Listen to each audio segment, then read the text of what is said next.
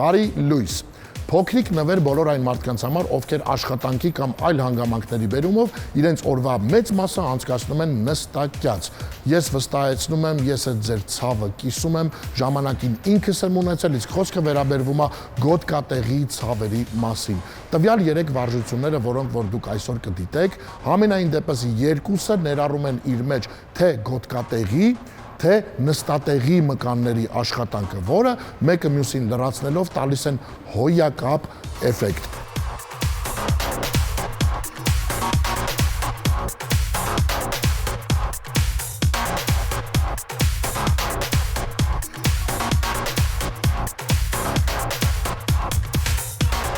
Երրորդը ինքը ավելի շատ ձգումների տեսակին է պատկանում, որը մեկը մյուսի հետ շատ համահունչ է մարզման վերջում կատարելու դեպքում։ Տեսեք, երբ որ ձեր նստատեղի մկանները, մասնավորապես գլյուտեուսը, թույլ է զարգացած, ձեր ամբողջ մարմնի քաշը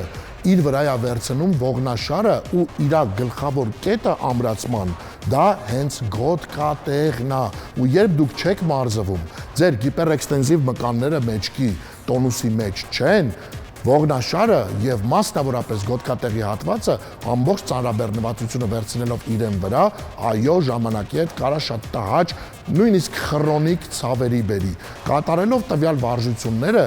մասնավորապես տևական ժամանակ, օրինակի համար, թվերի մասին մոռանում ենք, 40-ից 50 վայրկյան պրոցեսը 1 րոպե հանգիստը, 40-ից 50 վայրկյան պրոցեսը 1 րոպե հանգիստը։ Ամեն օր կարաք նույնիսկ կատարեք, որովհետև իրենք իրենցից անկախ նրանից, որ ներկայացնում են շատ մինիմալ ծանրաբեռնվածություն պահանջող վարժություններ, սակայն իրենց պրոֆիտը շատ ավելի բարձր է։ Ուստի կատարեք իրենց նույնիսկ ամեն օր եւ ժամանակի հետ ձեր մկանները տոնուսի բերելով, ես ձեզ խոստանում եմ, դուք իսպառ կմոռանաք ողնաշարի, մասնավորապես գոտկատեղի ցավերի մասին։ Քանզի ամրացնելով նստատեղի մկանները, դուք հետագայում հավասարապես եք բաշխում ծանրաբեռնվածությունը ձեր մարմնի վրա։ Այսօրվա իմ գործընկերուհին կրկին գեղեցկուհի Միլենն էր։ Դե ինչ այսօր այսքանը։